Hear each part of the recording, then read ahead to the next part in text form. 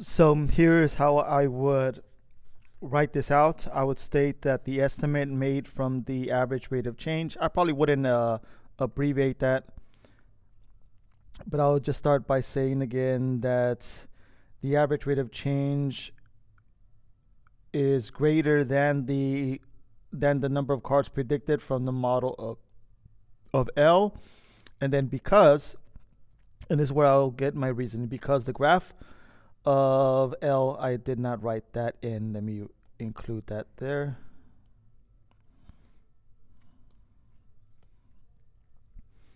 Because the graph of LT is decreasing and below the estimate for values of t greater than 8.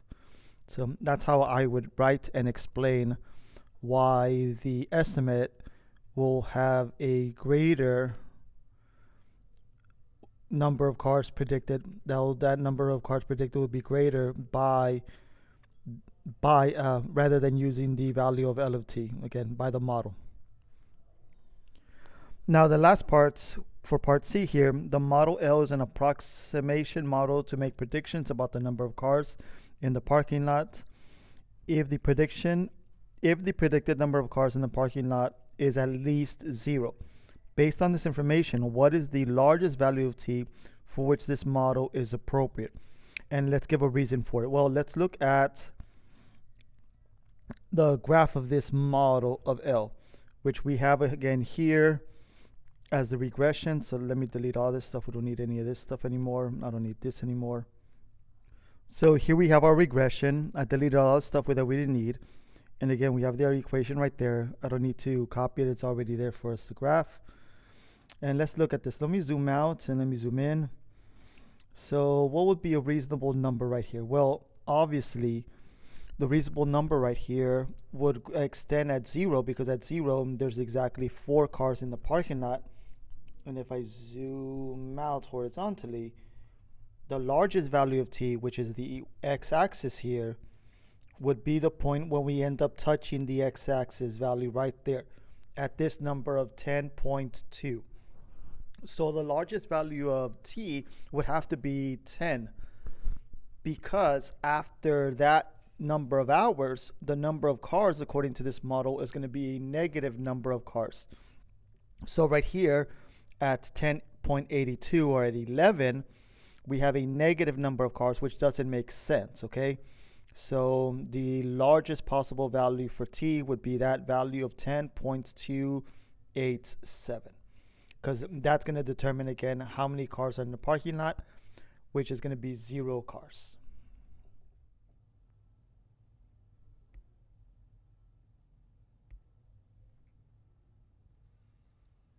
So there is our answer, 10.287. Now for problem number 2, we have this scenario that after deciding to get back into shape, Mr. Aviles began a fitness program designed to improve his performance in the 1-mile run. On the initial day of his fitness program, Mr. Aviles ran 1 mile to determine his baseline. At the time t is equal to 0, Mr. Aviles ran the 1 mile distance in 624 seconds. For the next several months, he was evaluated at the end of each week. He performed the 1 mile run and his time was recorded to track his improvement. After 20 weeks, t is equal to 20, Mr. Aviles ran the 1 mile run in 502 seconds. Mr. Aviles's 1 mile run can be determined by the function r, given by r of t is equal to a plus b times the natural log of t plus 1, where r of t is the time in seconds for t weeks, and t is the number of weeks since the initial day of the fitness program. For part 1, we're asked to find the equation, to write 2 equations that can be used to find the values of a and b in the expression. So let's use the 2 times that we have. So we know that at t equals to 0 weeks, he can run 1 mile in 624 seconds.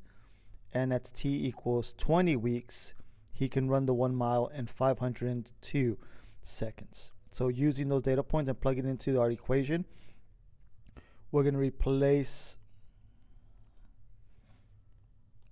our y values into r of t, and we're going to replace the corresponding x values into t. So the two equations should look like this.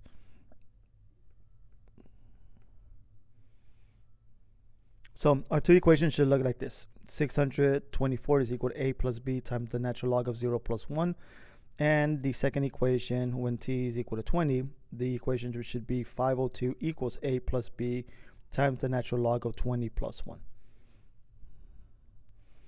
Now let's move on to the second part of question A. Now let's find the values of a and b as a decimal approximations. So here I've added my table. I'm going to select the regression that we want, and we should be able to recognize that the regression we want is a log regression. So we're going to select our log regression, and it doesn't work. And the reason for that is because of the 0 that we have for the x values.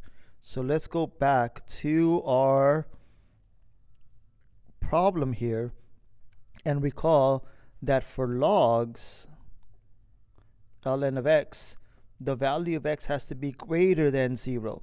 So we can't have this value right here be 0 on the table. And this is why we have this horizontal shift of +1. So what we're going to use is, instead of using the log function without that, we're going to add the 1 to those x values. So we're going to change this to 1, and we're going to change this to 21 on our table. So let's change that to the number 1. Change this to 21 to include that. And there, look, we get our equation right there. Okay.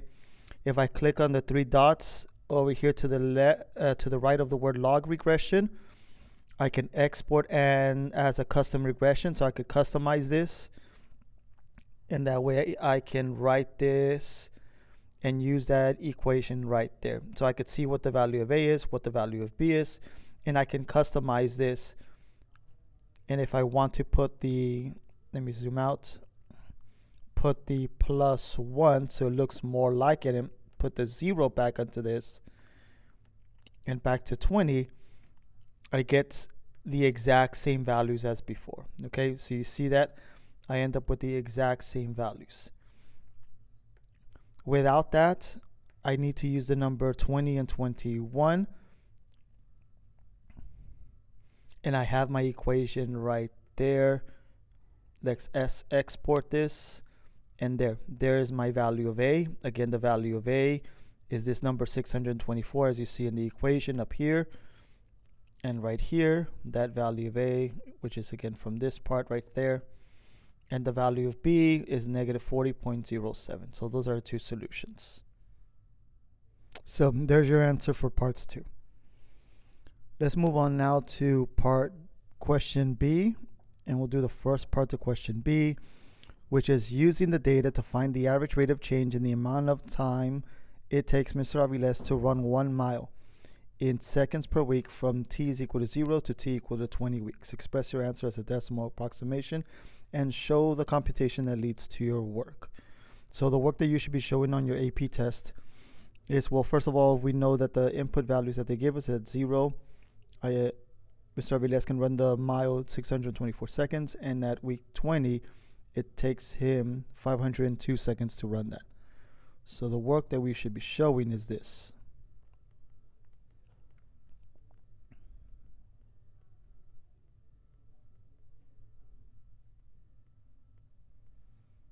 And then plugging this into our decimals calculator and evaluating from there, we'll get our answer. So our answer here is, again, here's the work that I did, is -6.1. So for part 2, question B, they want us to interpret the meaning of our answer from the first part in the context of the problem. Well, this again is the average rate of change, and it's negative. So that means that from week 0 at the beginning to week 20, I am decreasing, well, Mr. Aviles is decreasing the time it takes him to complete a 1 mile run by -6.1 seconds per week. So every single week is going to take him 6.1 less seconds to complete the mile. And that way by week 20, we can decrease this amount from this to that. hence the negative sign, per week. So this is an example of how I would interpret that Mr. Aviles is decreasing the amount of time it takes to run a mile by an average of 6.1 seconds per week from from 0 to 20 weeks or something like that. Okay, and I don't have to put the negative sign since I'm indicating that it's decreasing, so I don't have to state that it's negative 6.1 because the decreasing value represents again that negative concept. Now for the third part, we need to consider the average rate of change of T of R from 20 to P weeks, where P is going to be greater than 0. Are these average rates of change, so from 20, so that's what they're referring to, are the average rate of changes, these average rate of changes, going to be less than or greater than the average rate of change we got from 0 to 20 weeks found in 1? So recall that we know that from 0 to 20, the average rate of change is negative 6.1. And what this question is asking us, will this average rate of change be smaller? Will this number be smaller, or is it going to be bigger than the average rate of change from 20 on? So in order to figure this out, that has to do again with the concavity of the graph. So let's look at what the graph looks like again from Desmos. So here I'm back at Desmos. I don't see the function, so I'm going to just zoom out until I find it. And here it is. There it is. Okay, so here is our function. And I'm going to do this. I'm going to zoom in right here, and I'm going to select again this little, above this little piece right here where the little arrow is pointing. I'm going to click on that so I can copy and paste the regression. And I'm going to change this notation from y to f of x. So f of x. And the reason I want to do that so I could evaluate and I could plot a point. So I'm interested in where the point 0 is. I'm sorry, 20. When x is equal to 20, what is the y value? So I'm going to do f of 20 so I can determine what the y value is. And I have that point there. Let me label it so it appears on the graph. So you see, there it is. Okay, it appeared right there. If I take it off, click on it, it goes away, but you're looking at that point right there, and I want this point. Okay, that point right there. So when I zoom in right here from 0, which is here, to this point right there of 20, this is going to have a around negative 1.6 on average, negative 6.1 rate of change. I'm interested in figuring out what is the rate of change going to be when I go from this point to any other point on the graph. Let's say from here to there, or from there to over here. Okay, what is the rate of change going to be? Is it going to be bigger than, or is it always going to be smaller than that there? Well, from looking at the graph, we can see the concavity of this. Since this graph is concaving up, then every rate of change greater than from 0 to 20, from 20 to 21, 20 to 22, 20 to 120, that right here, that number is always going to be greater since the rate of change is increasing because of the concavity of this. So the answer to this question is that since this model L of t, or I'm sorry, this is not L of t, or R of t, is concaving upwards, then that means that the rate of change is always increasing. So for any value from 20 to bigger, all the way to positive infinity, the rate of change is always going to be bigger than from 0, from this point there, to that point right here. Between those 2 points, because of the concavity, our rate of change will always be bigger, and it's always increasing because our graph concaves upwards. So here's how I would write that out. I would start by restating the question. The average rate of change from T20 to TP, where P is going to be greater than 20, those average rate of changes are going to be greater than the average rate of change from 0 to 20, because this function R is a log function that concaves up, and that means that the average rate of change is increasing as you move again from left to right as x increases. Okay, or not x, I'm sorry, t, as t increases. And again, just to go back to the graph, that's exactly what I'm stating that at. So when we look at this point right here of 20, and from this position 20 on, are again these x and y values. When I look at the rate of change between, let's say, this value and 48, the rate of change is going to be bigger than the rate of change from 0 to 20. And well, from 20 to this position, that will be even bigger. From 20 to this position, that number will be less negative, so bigger, less negative, and bigger, and so on. Okay, so that's the answer.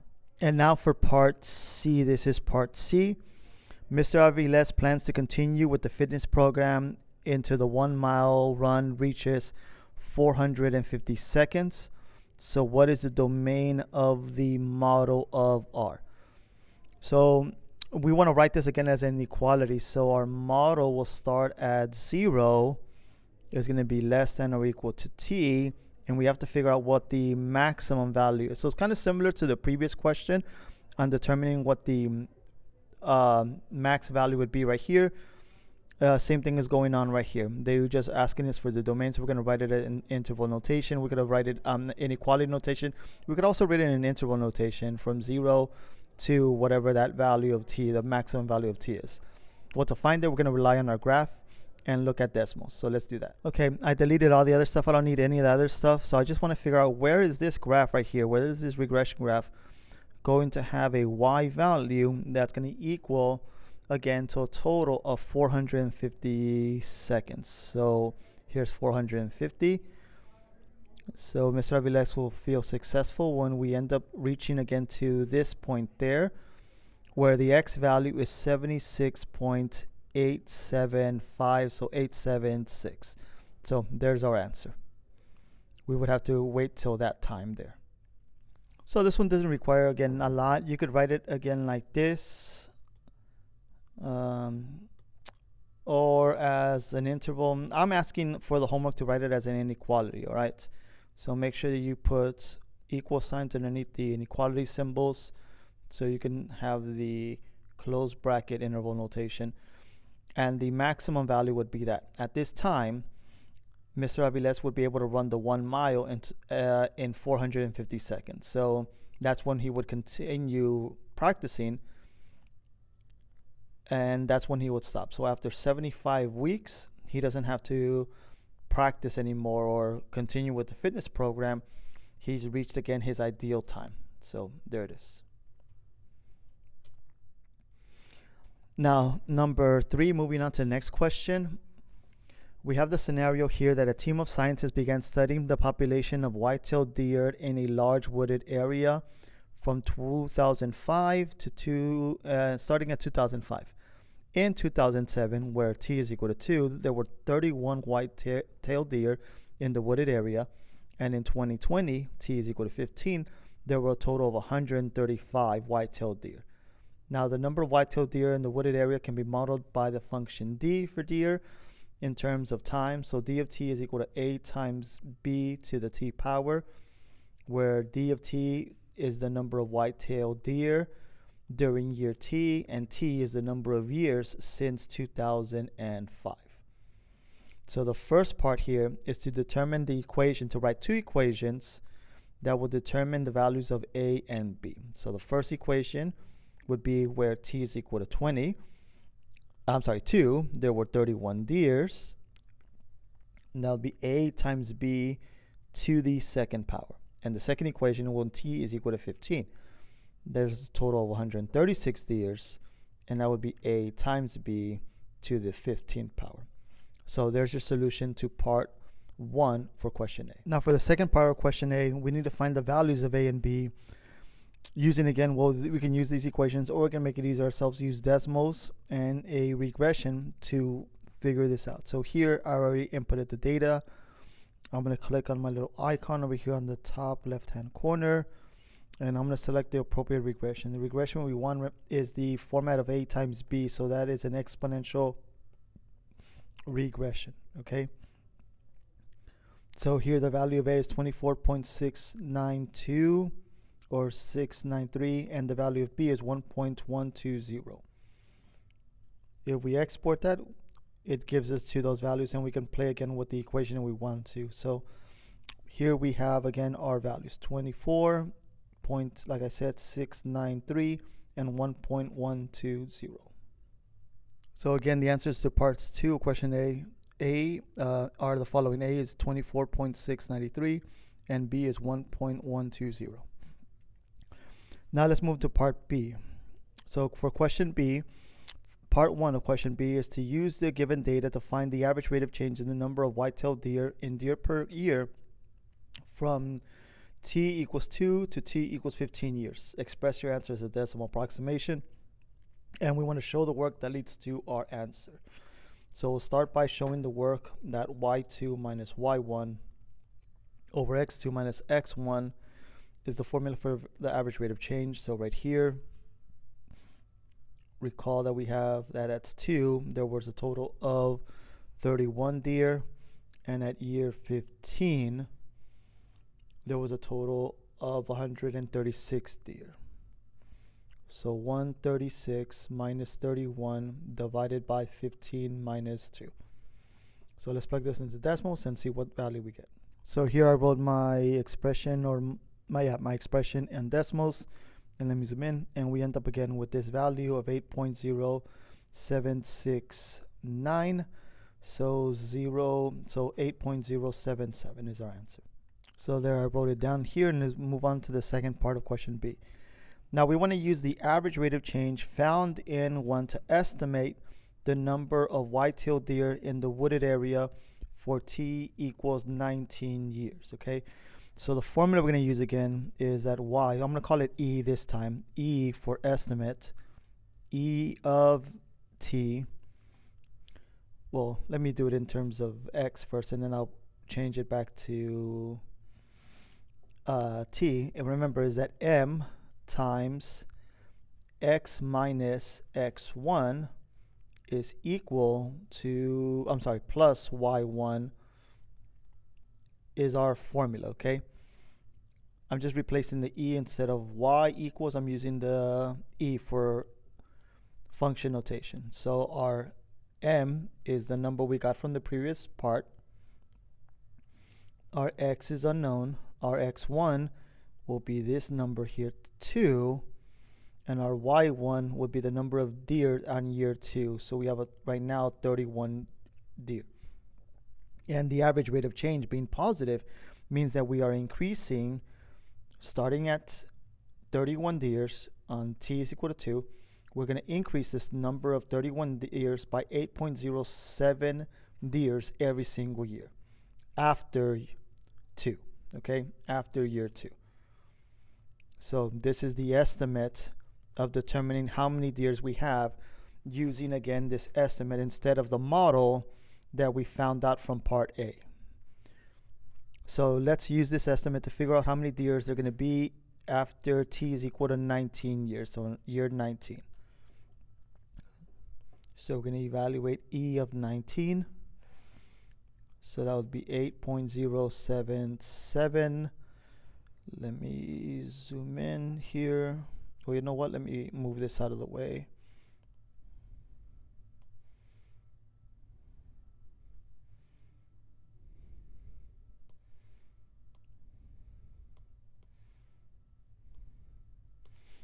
Okay, so let's estimate that. So e of 19 is equal to 8.077. 19 minus 2 plus 31. Okay, so let's put this in decimals and let's figure this out. So here are my function, my estimate function e of x, and I want to evaluate this when our x is equal to 19. Now this time I decided to use a capital E. If you recall, I tried to do this last time on a previous problem using the lowercase e, but it doesn't work out well because the calculator understands the lowercase e as Euler's number. So I always, when I type in the letter e, it's going to try to use this number instead of the variable e. So I couldn't do that. So I found a workaround by, instead of using lowercase e, by using a capital E instead. So now when I use capital E, and in the parentheses I plug in the number that I want. So in 19 years, I can evaluate this formula up here and plug in the 19, and I see that there's going to be 168.309 deers on that year. So that's our answer. So again, our answer for part 2, question B, is 168.309.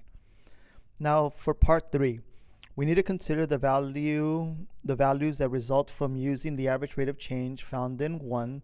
So using this formula, E of t, to estimate the number of white-tailed deer in the wooded area 4 times t is equal to p, which are going to be between 2 and 15.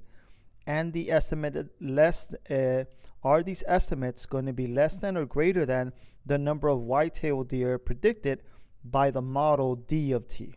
So we want to compare the two graphs of E of t and D of t between the years of 2 and 15 and see, highlighter. What the heck? Here goes highlighter. One highlighter between these 2 years and see which one's going to be bigger. Is this going to be bigger, or is that going to be smaller than if I had used this one right there, 4 times equal to p years? And we need to explain using the characteristics of this average rate of change and the characteristics of the model. So let's look at the graph and let's look at what we see, and then we'll transfer it again using those characteristics. So let's look. So I've deleted all the other stuff. I just kept the regression. Okay, the regression is graphed here. Let me change the color to this so I could just stand out a little bit more. Let's do this one as orange, okay? So it could stand out more. And let's see what the two things look like. Well, I don't see much of anything right now, so let me zoom out. And there we go. Okay, we see where these two things intersect. So let me play around with the window, and we see the values here, okay? We see that they intersect at 2. Let me zoom out. And they intersect at 15. So we're looking at between these two values here, where t is equal to 2 and t is equal to 15, and trying to determine which estimate or which number is going to be bigger. If I use the estimates, again, the orange one, or if I use the model, which is represented again by this regression, again, this one right here, oops, that I just accidentally hid. Okay, well, by looking at this, the values of E are going to be bigger because the graph of E is above, again, above those values. So if I evaluate E, let's do this. So let's put capital E. We're going to put parentheses. Let's put the number t. Okay.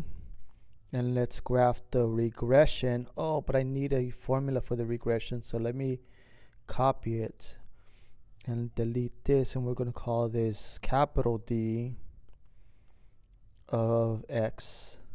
There it goes. Okay. So we can see those two things there. Let me hide that one. We could just see those two regressions there.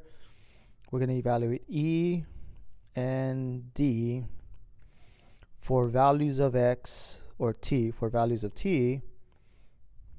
And let me add my slider here, where T is going to be between 2 and 15. I don't want it to be bigger.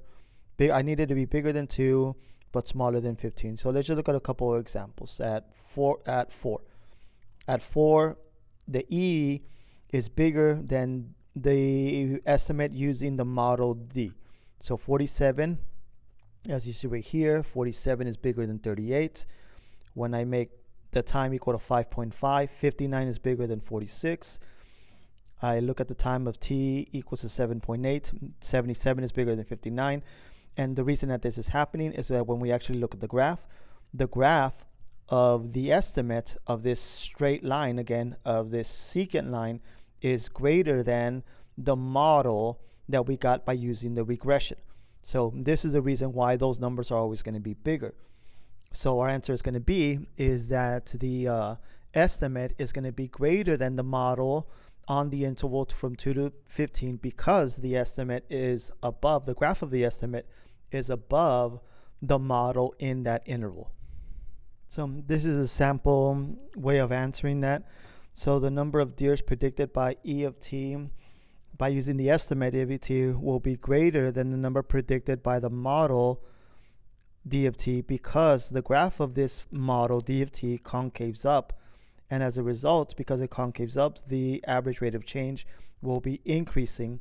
So our estimates will be bigger using the average rate of change, because our average rate of change is always increasing since it concaves up. And now for part C, for which t value t is equal to 8 or t is equal to 23 years, should the team of scientists have more confidence in when using this model? Well, because we only have data that falls between 2 and 15, t is equal to 23 is outside the interval, and we don't have enough information to assume that the deer's population is going to still continue moving in the same direction. The only information I have is at t is equal to 2 years and at t equals to 15 years. And since 23 is outside that domain, then we can make a confident decision. Again, in terms of confidence, we can't be too confident that the population is going to still increase at that rate. So the correct answer here would be t is equal to 8. So here's my sample answer on how I would answer this question. I would obviously restate the question that the team of scientists should have more confidence in t is equal to 8, because t is equal to 8 is within the interval that we're given from 2 to 15. And while t equals 23 is outside, and not enough information is provided about how the change in the deer population is going to be affected outside those 15 years. Okay, so I would answer something similar to this. Okay, it doesn't have to be again verbatim, but just making that key thing is that this number is within the interval and this number is not within the interval. Okay, so there you have it. Okay, moving on to question number 4. We have that Mr. Aviles missed the day of school, and a rumor began to spread that he had won the Powerball and moved to Japan. Initially, 7 students knew about the rumor, as they were the ones that started. But after 2 hours, a total of 15 students had heard the rumor, and after 6 hours, t is equal to 6, 67 students had heard the rumor. The number of students that heard the rumor is modeled by this piecewise function, r of t, represented right here, where the first piece, 7 times a to the t divided by 2 power, is for values of t between 0 and 6, and the log function of negative 2.3.29, 213.29 plus b times the natural log of t for values of t that are going to be greater than or equal to 6. Now, r of t is the number of students that have heard the rumor at time t hours since the rumor first began at t equals 0 hours. So the first part, or question A here, the first part of question A is asking us again to write the equation to help us figure out the values of A and B. Well, at t is equal to 2 hours, we would have to use again this equation up here, since 2 is a value between 0 and 6. We have to use this equation there. So 7 times the value of A, and we're going to replace t with 2, so 2 divided by 2, that has to equal to a total of 15 people that have heard the rumor. Now at t equals to 6, that requires us to use the second equation, since t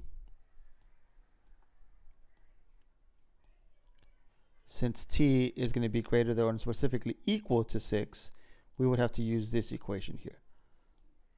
So that would mean that negative 213.29 plus b times the natural log of our t value, which is going to be 6, that has to equal to the number of students that heard the rumor, and at the 6th hour there were 67 students that had heard the rumor. So there is your equation for t equals to 2, and the second equation, t is equal to 6. Now for this example, we cannot use our listen spreadsheets to come up with the equation for and find the values of a and b, because again, it's a piecewise function. So the two different pieces are going to be used in order to find a, and the second piece needs to be used to find b. So not one continuous function is going to be used here. So let's start by first figuring out the value of a. Well, here we can use the first equation, and we have here that 7 times the value of a to the first power, since 2 divided by 2 is equal to 1, has to equal to 15. So this value right here is 7a is equal to 15, which simply requires us to divide by 7. So a equals to 15 divided by 7. So 15 divided by 7, we want to get a decimal approximation, so let's write that in decimals.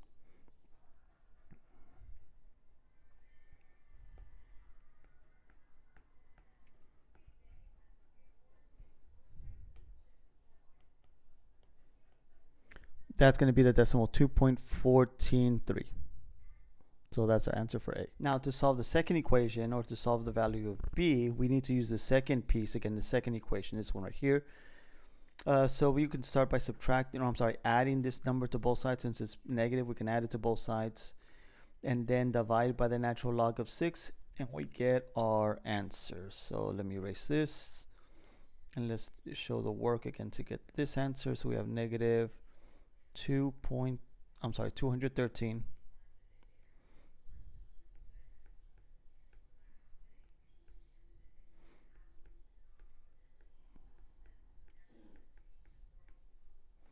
so negative, so we're going to add this number to both sides,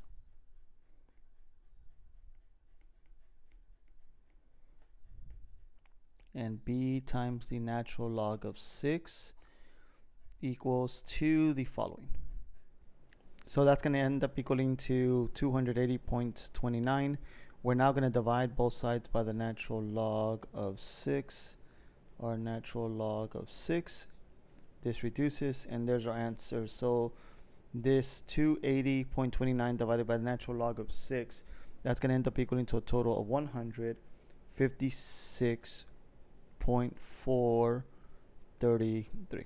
So there is your solution. Now there is a method of doing this using decimals, so let me show you how we can do this using decimals. So I'm going to write in our equation, which is that 67, or negative 213.29 plus our b value, so b times the natural log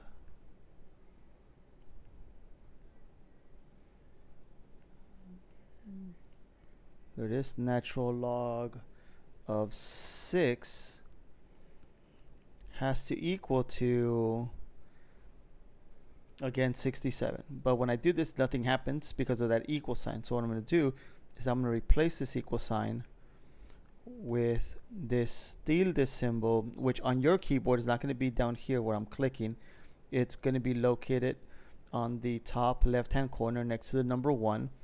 And by doing that, as you see here, it now tells me what the value of b is, which again is the same number I got, 156.432, but because of the 8, that estimates it to a 3. So our answer yet again is that. So you can use, like I showed you right now, using this symbol, okay, that symbol right there instead of the equal sign,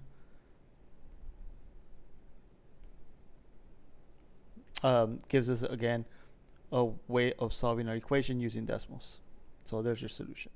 Now for the first question in part B, we're asked yet again to figure out the rate of change using the two data points that they provided for us, that at t equals 2 and at 6. What's 2? There was a total of 15 students that knew the rumor, and at 6 hours that number had grown to a total of 67 students that had heard about the rumor. So let's figure out the rate of change. So y2 minus y1 divided by x2 minus x1, which is 67 minus 15 divided by 6 minus 2, and we get our answer, which just simplifies to 13. So our answer is 13. Now for the second part, interpret the meaning of your answer from I in the context of the problem. So what does this 13 right here mean? Well, the 13, since we're doing it again, since the equation of R of t corresponds to the number of people that know the rumor from the initial value. So our interpretation here would be something around the lines that the number of people that know the rumor is increasing at a rate of 13 people per hour. So here is my explanation, my interpretation, that the number of people who have heard of the rumor is increasing because it's positive at an average rate of 13 people per hour. Now the third part for question B, it says consider the values of the results using the average rate of change in I to estimate the number of people that heard the rumor for values of t equal to p, where p is going to be between the 0 and 6 hours. Are these estimates less than or greater than the number of students predicted by the model R of t for those same times of t is equal to p? Let's explain our reasoning using characteristics of the average rate of change and the characteristics of the model of R.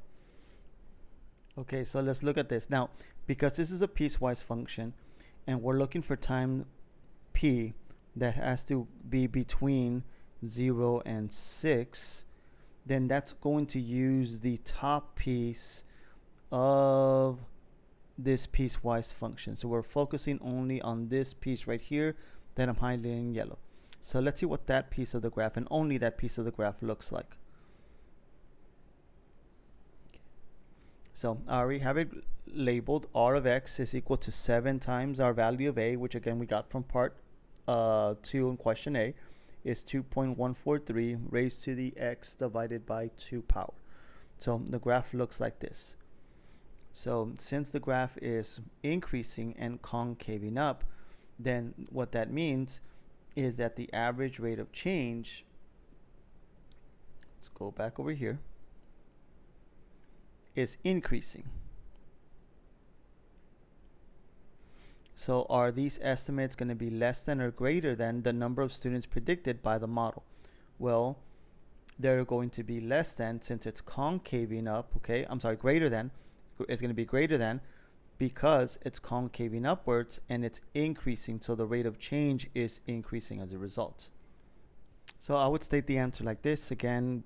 Rephrasing the question, are these estimates less than or greater than? I would write that the estimates will be greater than the number of students predicted by the model R of t, because the graph of R of t concaves upwards and results in the rate of change increasing. And again, you can see that if we go back to the graph, we can see that if I look at the point, at this point right here, 0, all the way to 6. Let me plot the point. 6 and R of 6, the y value at R.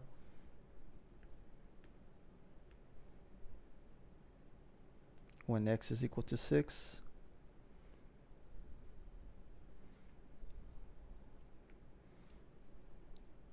So let me zoom in here.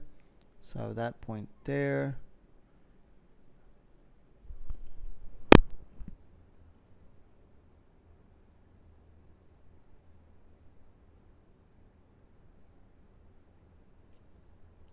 So I have that point, I have that point, let me plot it. Okay, so I have that point right there, I have that point right there. Let me label both of them right there, okay? And if I was to connect these again with a straight line using again the average rate of change, so where y equals our slope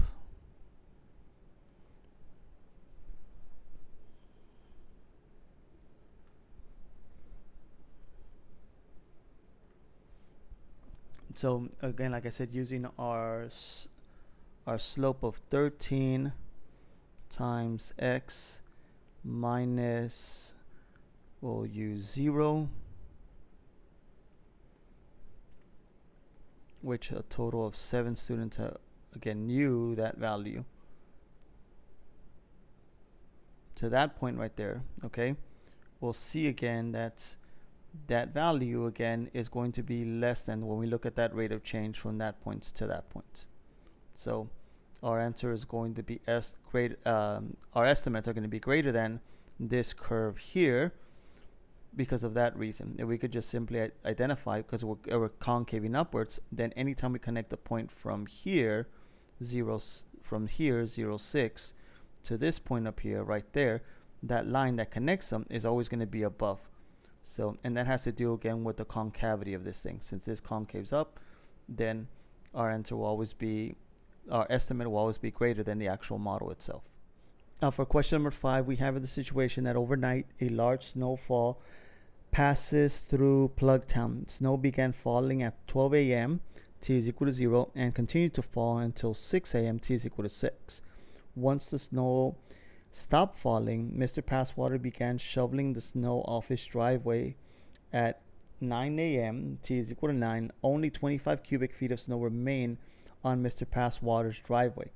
The amount of snow on Mr. Passwater's driveway in cubic feet is modeled by this continuous piecewise function of s of t.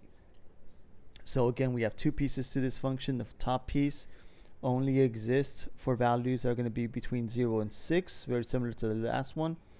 And the second piece is only going to exist again for values of t greater than 6. So where s of t is the amount of snow in the driveway in cubic feet, and t is in hours since the snow began at 12 a.m. So let's look at the first one. So the first one again is to come up with an equation that can be used to figure out the value of a and b.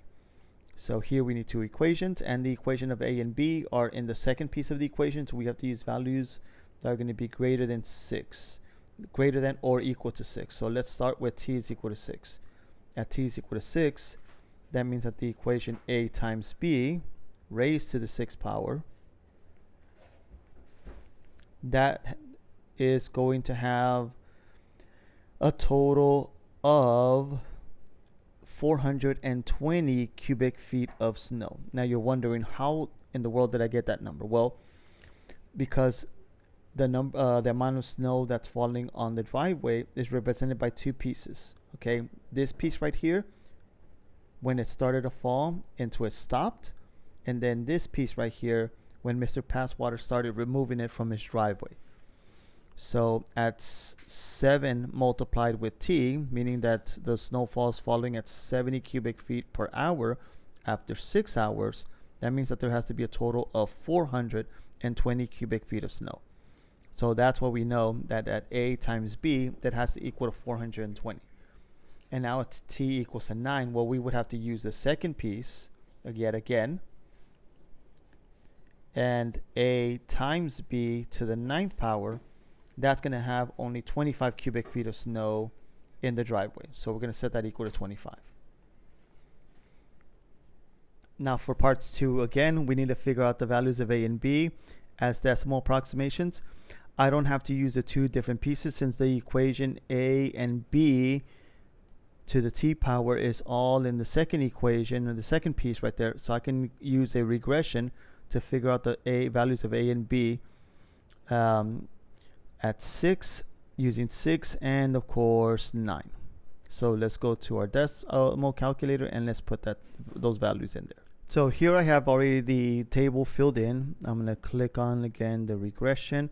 We're going to select an exponential regression, and I'm going to export as custom regression, so I could see that the value of a is 118,580.8 and b is 0.390. So those are the two solutions for a and b. So there's the answers for parts 2 of question A. Now let's move on to question B. Part 1 of question B, yet again we have to identify the rate of change from t is equal to 6 to t is equal to 9. So again, y2 minus y1 over x2 minus x1, where we have 6 and again 420 feet of snow, and at 9 there's 25 cubic feet of snow. So 25 minus 420 divided by 9 minus 6, that equals to a total of negative 131.667. So there's your answer. Now for parts 2 for question B, we now want to use this average rate of change and to estimate the amount of snow on the driveway after or for time equals to 7 hours and show the calculation that leads to work. So we're going to call it E of t for an estimation, and that's going to be again the slope formula, m times x minus x1 plus my y1 value. And we're going to use again this one right here as the x1 and y1.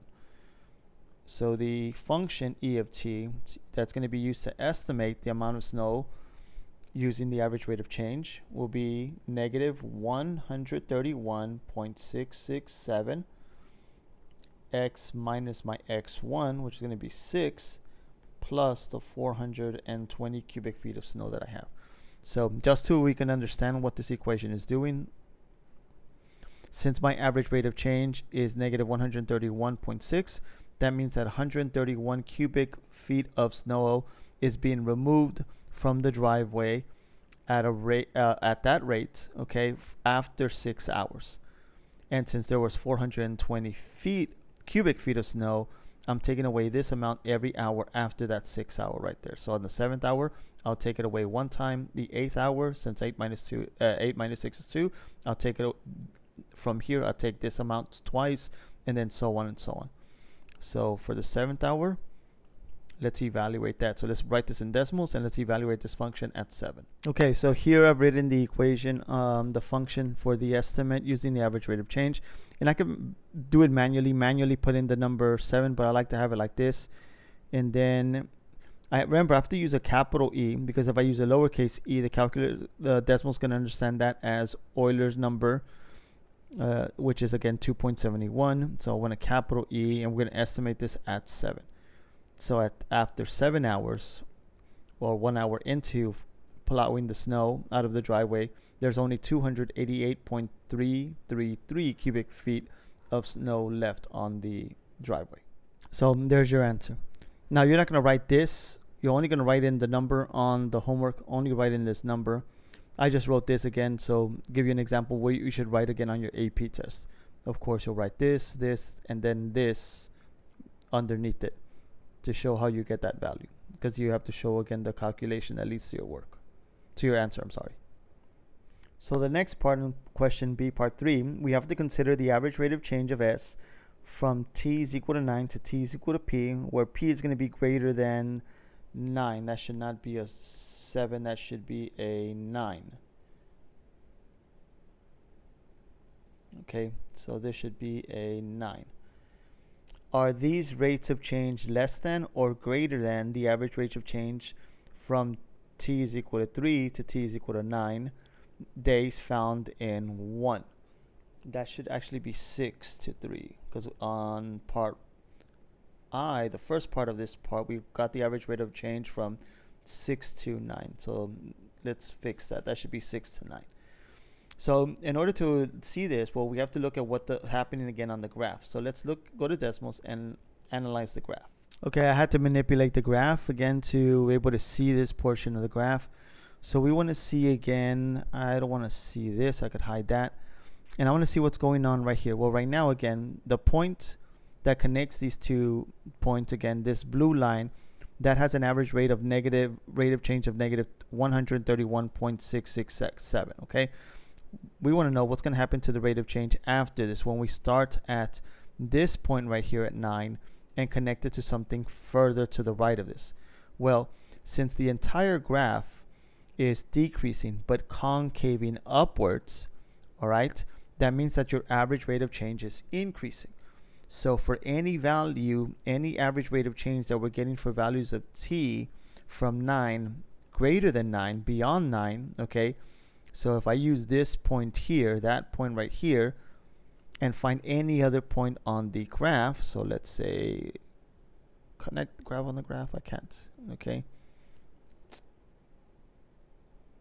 Let's see, let's add that one. Let's see if that helps. Yes, there you go. So if I get from 9 and pick any one of these points again to the right, the average rate of change is always going to be bigger than the average rate of change that connects these 2 points with that straight line. And the reason for that, yet again, is because it's concaving upwards. Since it's concaving upwards, the rate of change is increasing, so our answers are going to be greater than.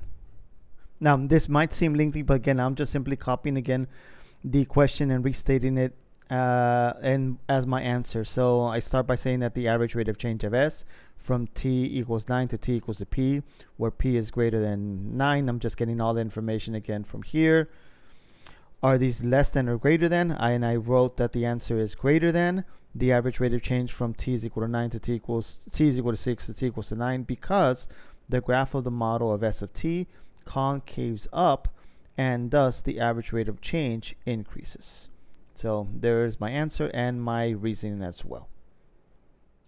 And for part C, well, for which t value, 6 or 19, hours, this should be hours, not days, should Mr. Passwater have more confidence in when using the model S? Give a reason for your answer in the context of the problem. Well, and this should be the number 7, not 6. Well, the one that he should have more confidence in is 7. That he should have confidence at 7, there will be close to 288 cubic feet of snow on his driveway, because of the domain that we have here of the data that we know only goes to 9 hours, and 19, we don't know what's going to happen after those 9 hours because of the data set. So he should have more confidence in this hour, because that falls within the interval of the data that we know, than this number, because it falls on the outside of the data that we know. So your answer should be something around the lines that saying that t equals 7 hours should provide Mr. Passwater more confidence using the model S, because t equals 19 is outside the interval of data that is provided, and not enough information is known about, again, the amount of snow left after t hours greater than 9. This problem, we have a group of students started a petition online in an attempt to push the start of the school day back 1 hour. 3 days after the petition was posted online, t is equal to 3, the petition had received 4,000 signatures. After 7 days, t is equal to 7, the petition had received 23,000 signatures. Now the number of signatures the online petition had received can be modeled by this function S, given by S of t is equal to a times b to the t power, where S of t is the number of signatures in thousands after day t, and t is the number of days since the petition was first posted. So in part A of question, or part 1 of question A, we need to write, again, 2 equations that can be used to model and find the values of A and B in the expression of S of t. So since our expression, again, is this, A times B to the power of t, using at the first time t is equal to 3, there were a total of 4,000 people that had signed the petition, so that's going to equal to 4. A times b to the 7th power at t is equal to 7, that had a total of 23,000 online signatures, so that's going to equal to 23. And there's a solution for part A. There's a solution to part 1 of question A. Now to part 2. Let's now find the values of A and B as decimal approximation. So we're going to use, again, our list and spreadsheets on decimals and use a regression to come up with this equation. Okay, so here I've already inserted the data. I'm going to select our exponential regression and customize that, so we see that the value of A is 1.077 and the value of B is 1.549. So there's our solutions for part A and B. Our values for A and B, so parts 2 of question A. Now moving on to part B, or question B, let's look at part 1 of question B. We want to use the given data to find the average rate of change in the number of signatures in thousands of signatures per day from t is equal to 3 to t equals to 7 hours. So again, our y2 minus y1 over x2 minus x1 formula. At 3, let me go back up here. That was 4,000 signatures, and at day 7 there was 23,000 signatures. So 23 minus 4 divided by 7 minus 3. That's a total of 19 over 6, which equals to 4.75. So that's our answer. Our average rate of change is 4.75. Now for the second part of question B, we want to use this average rate of change to estimate the number of signatures in thousands that the online petition is going to receive after 13 days, so on day 13. So let's show the work that leads to our answer. So we're going to start by first calling the function e of x or e of t,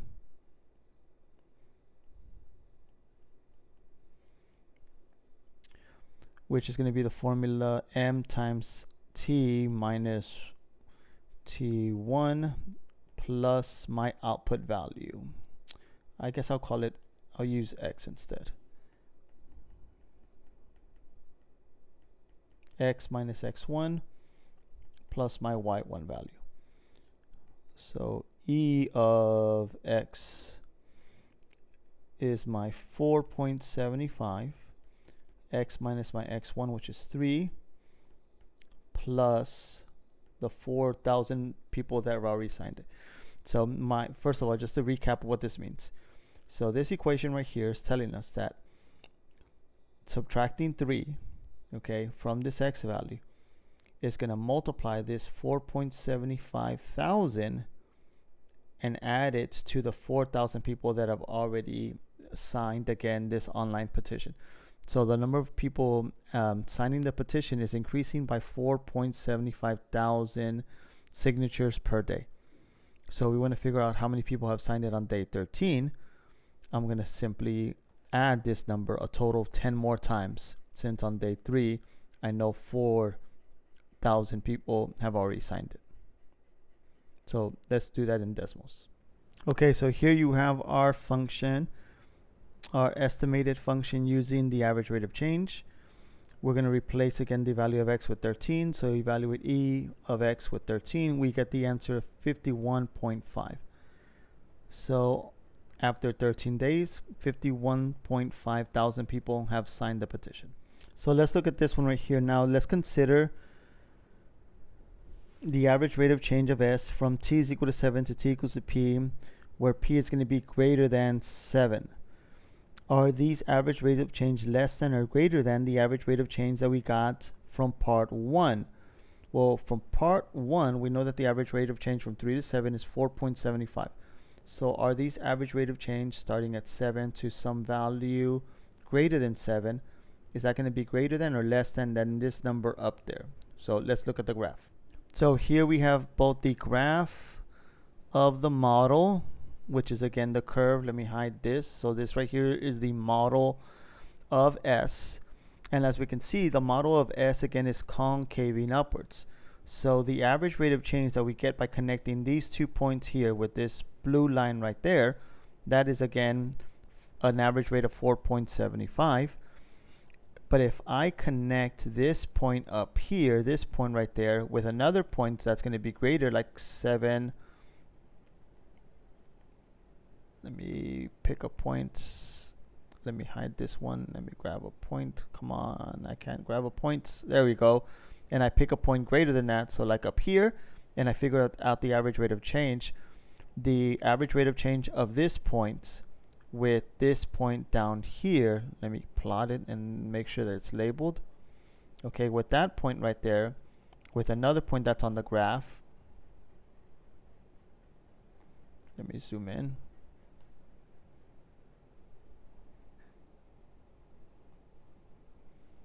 Okay, so if I was to use this point and connect it with another point on the again on the model, let me hide that. So anything right here on this model, if I could get a point on it, come on. Well, it would be greater than the average rate of change that connects these 2 points. And the reason for that is that because the graph concaves upwards. So since the graph concaves upwards, every rate of change is going to be increasing as I move to the right. So from this point here to any point right there, like for this one, if I connect those 2 points, that average rate of change and the steepness of the line that connects those is going to be greater than the steepness of the line in this blue purple graph that we line that we see there. So the answer is going to be greater than. So here's my answer. So I would write that the average rate of change of S from t is equal to 7 to t equals to p, where p is greater than 7, are greater than the average rate of change from t is equal to 3 to t equal to 7 days, because the graph of the model of S concaves upwards, and thus the average rate of change is increasing. And then finally for part C, should the students feel more confident about t equals 19 days using the model S, or t is equal to 9 or 6 days? Now give a reasoning for the context of the problem. So the best one, again, similar to the previous example, would be 6. Since 6 falls within the domain that's provided for us within the data set of 3 and 7, we don't know enough information about what's going to happen on day 19. It could be, again, that it's stagnant and there's not enough people. Again, maybe at day 7 everyone already voted, or 99% of the people already voted. So we don't have enough information about this day, so they should be more confident about this estimate than whatever this estimate's going to be on day 19, because it falls outside the interval that's provided for us, out of the data set that's provided for us. So in a complete sentence, we should write something similar to this, that the students should have more confidence in t is equal to 6, because t is equal to 6 is within the interval data of 3 to 7, and t equals 19 is outside the interval, and not enough information is known about the change of the number of signatures outside that interval where t is between 3 and 7. So for question number 7, we're starting with the scenario that after deciding to join a basketball league, Mr. Aviles joins a rec center and begins a training program designed to increase the number of 3-point shots he can make. After 2 weeks, t is equal to 2, Mr. Aviles can make 23 of 53-point shots. After 9 weeks, t equals to 9, he can make 27 of 53-point shots. So the number of 3-point shots Mr. Aviles can make can be modeled by the function m, given by m of t is equal to a plus b ln of t, where m of t is the number of shots he can make after week t, and t is the number of weeks since the training program began. So for part 1 of question A, let's use this data to write 2 equations that can be used to find the constant of a and b in the expression m of t. So if I have a plus b and I replace ln with time 2, I know at 2 weeks Mr. Aviles can make 23 out of 50 3-point shots. And then on week 9, t is equal to 9, a plus b times the ln of 9, that has to equal to 27. So let's find the values of a and b as decimal approximations. Okay, so here we have our regression. If I export my regression, I see that the value of a is 21.156, but again, we see right there, a is 21.157 and b is 2.659. So there's our 2 solutions. Okay, and let's copy this down there for later. So again, your answer to A is 21.156 and B 2.659. Now let's move on to part B, question B. Now first part of question B is to use the given data to find the average rate of change in the number of 3-point shots Mr. Aviles can make out of 50 in t equals 2 and t equals to 9 weeks, and express our answer as a decimal approximation. So on week 2, he can only make 23 3-point shots, and 7 weeks later, week 9, he can make only 27 more, or 4 more, 27. So here I have the work again that you need to write on the AP test. We have our slope formula, substituting the y values, and the difference of the y values is 4. The difference of our x value is 7, and 4 over 7 gives us our decimal value of 0.571. So that's our answer. Now let's interpret the meaning of this in context of the problem. Well, in context of the problem, this just simply means that Mr. Aviles is only increasing the number of 3-point shots he can make out of the 50 by 0.571 per week. So he's not even improving by one actual free 3-point shots per week. He's only getting half of a 3-point shot better every single week.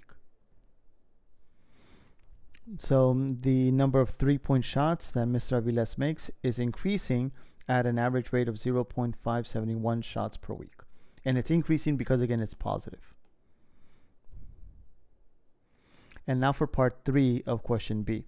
Consider the values of the result from using the average rate of change found in 1 to estimate the number of 3-point shots Mr. Aviles will make for t is equal to p, where p is going to be the number between 0 and 6. This should actually be between 2 and 9, because we know data for 2 and 9. I don't know why we have 2 and 6. That should be 2 and 9. Are these estimates less than or greater than the number of 3-point shots Mr. Aviles will make using the model M for t is equal to p? Explain your reasoning using characteristics of the average rate of change and the characteristics of the model M. So let's see. Let's look at the graph of this model M and see what's going on here. Okay, so here I have my two functions. I'm going to change the color to these things. So I'm going to make this one red, and I'll make this one orange so it could stand out more, okay? So here I have my two functions. The red one here is the model M, okay, and the orange one is the estimated the secant line using the average rate of change. So if I zoom in into, again, where these 2 points are intersecting, if I pick a value of t that falls between this point and that point, so between 2 and 9, since the graph is concaving downwards, it's increasing, but it's concaving downwards, the estimate is going to be less than, again, the actual model itself because of the concaving downwards. So our answer would be is that this estimate value, this orange estimate value, is going to be less than the actual number of shots predicted by using the model, because the graph of the model concaves downwards, and therefore the average rate of change is decreasing. So a sample way of answering this question with a reasoning is we'll say that the estimate using the average rate of change are less than the predicted number of 3-point shots Mr. Aviles will make using the model M for t is equal to p week, where p is going to be between 2 and 9 weeks. And the reason for this is because the graph of the model M concaves downward, and thus the average rate of change is decreasing. So, and because of this, again, our estimated value, and that's all because it's concaving downwards. So because it's concaving downwards, our estimated value is always going to be underneath it, and it's underneath it because the average rate of change is decreasing because of the concavity. So that's our answer. And for the last part, part C, should Mr. Aviles have more confidence at the following t values, t is equal to 6 weeks or t is equal to 19 weeks? Well, he should have more confidence in t equals 6 weeks, and 6 falls within the interval of 2 to 9. And we don't know enough about what's happening about the change after 9 weeks. Mr. Aviles can eventually learn how to shoot properly, and then the average rate of change increases dramatically, and we need a different type of function that models how quickly he is improving after, again, those 9 weeks. But right now we don't have enough data after that, so this right here would be the one that should give him more confidence of being more accurate than this value right here. So here Mr. Aviles should have more confidence at t is equal to 6 weeks when using the model M, because t is equal to 6 falls within the interval data of 2 to 9. T is between 2 and 9. t is equal to 19 is not within this interval, and not enough information is known about the change of the shots made after t is equal to 9 weeks. Like I said, Mr. Aviles could actually learn how to shoot, and it could again increase dramatically, or maybe he doesn't get any better and it stays the same. But again, we don't have information after week 9. And for question 8, we have here the group of scientists began studying a particular sample of radium isotope called radium-224. After 2 days, t equals 2, there are 3.48 grams of this radium-222 remaining in the sample. After 15 days, t is equal to 15, the sample contains 0.29 grams of the radium-224. The amount of radium-224 remains in the sample can be modeled by the function r, given by r of t is equal to a times b to the t power, where r of t is the amount of radium-224 in grams remaining after day t, and t is measured in days, since the scientists began studying the radium-224 sample. Part 1 of question A is to come up with 2 equations that can be used to find the constant of a and b in the expression. So for a times b, when t is equal to 2, that has to equal to the amount of this radium, the number of grams we have of this radium, which is 3.42 grams. And at t is equal to 15, a times b to the 15th power, that is going to be 0.29. So to find the values of a and b, again, I go to my Desmos, I add my table, input my x and y values, and select again the regression. And the regression I want is not a linear regression. I want to do an exponential regression. And again, there's the format. A times b to the x power, where a is 4.999, or basically 5, and b is 0.827. Now to question B. So part 1 again of question B is to figure out the average rate of change in this radium-224 remaining in the sample from t equals to 2 to t equals to 15. Okay, so here's the work that I'm going to show. Again, at 2, there was 3.42 grams of this radium-224, and at 15 days, there was 0.29 grams of that. So using the rate of change formula and subtracting the top and subtracting the bottom and dividing those two quantities, we end up with a final answer of negative 0.241. So negative 0.241 is our answer. Parts 2 of question B use the average rate of change, this negative 0.241, to estimate the amount of radium-224 in grams remaining in the sample, after t is equal to 9 days. So show the work. So we're going to call this E of x. So let's call this E of x, where m times x minus x1 plus y1 is going to help us figure out this average. So our slope is negative 0.241. X minus, on day 2, there was 3.42 grams of this. So we're going to take away again.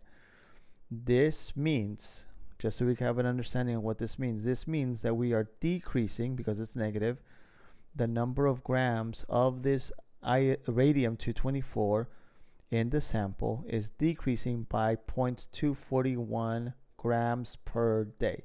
So every single day we're taking this amount away from the previous day. So on day 2, I have this amount. So on day 3, I'll take this amount one time. On day 4, I'll take it amount another time. So a total of 2 times from day 2. On day 5, I'll take away this amount a total of 3 times from day 2 from that value, and so on, okay? So on day 9, I'm going to take this amount away from this value a total of 7 times, because 9 minus 2 is 7 days. So I'm going to take this away 7 more times from this moment. So let's use Desmos to figure that out. Okay, so here I have the function.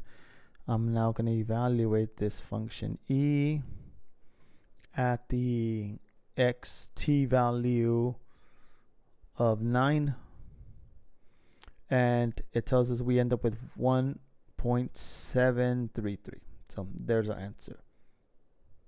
Now let's look at question 3 of part B. So consider the average rate of change of r from t is equal to 15 to t is equal to p, where p is going to be values greater than 15. Are these average rate of change going to be less than or greater than the average rate of change that we got from t of 2 to t of 15? Okay, so from 2 to 15 we know we got this number here. So the question is basically asking, are the numbers we're going to get when we look after 15, starting at 15 to something greater than that, are those numbers going to be bigger than this number or smaller than that? So let's look at the graph of this model. Okay, so here I don't need this model here. I just need to look at the regression. Either this red one or the black one's the same thing, same one. And let's look at this. Okay, so let me plot those points. I see my 2 points. Let me make it a little bit wider and a little bit more, and not so high. So there, right there. Okay, so I'm interested in figuring out then, well, again, the average rate of change that connects these 2 points is negative 2.41, and I want to know what's going to be the rate of change when I use this point here, that point there, and something further to the right of that. Okay, so some point like that. Okay, what is the rate of change going to be when I use this 15, 0.29 to, let's say, 28.3 and this y value there? Is that rate of change is going to be bigger or smaller than the rate of change using, again, the 2 points that connected, again, these this blue line? Well, because it's concaving upwards, every point is going to start increasing. The rate of change, is going to increase beyond there. So those rate of changes from this point to anything bigger than this point 15 to anything bigger than that is going to be bigger because the graph is concaving upwards, so our rate of change is increasing. And now part C. The lab equipment that is being used by the scientists is only able to detect radium-224 in samples that are at least 0.05 grams. Explain how this information can be used to determine the domain limitation of this model. So what this means is that, well, we can figure out how much grams of this thing we have if it's less than. So the domain is going to be restricted. The values of t are going to be restricted to 0, well, to the amount of grams that we have, which is at 0, until we can only have no more than this. So let's figure out how much the value that at what time value we are going to have no more, or at least 0.05 grams of this radium-224. So I graphed the line y equals 0.05, and I'm looking for the point of intersection between, again, my model and this blue line. Okay, and they intersect at that location of 24.261. So on day 24, after day 24, the equipment that the scientists are using will not be able to detect the radium-224 anymore. So there will be not enough sample left that the equipment can detect that there's any of this amount or any traces of this iodine left behind at all. So again, just restating again what I mentioned in this complete sentence. Since the amount of radium-224 will be less than the 0.05 grams for values of t greater than 24.261 days, the domain of this model is limited to the following interval from 0 to 24.261. So this is how we can use this information to determine the domain limitation of this model. Okay, so that finally concludes again the video right here. I know it's relatively long, but I appreciate you watching and staying through this. If you do notice any errors or anything mistakes again on my work, please send me a message through mine or through email.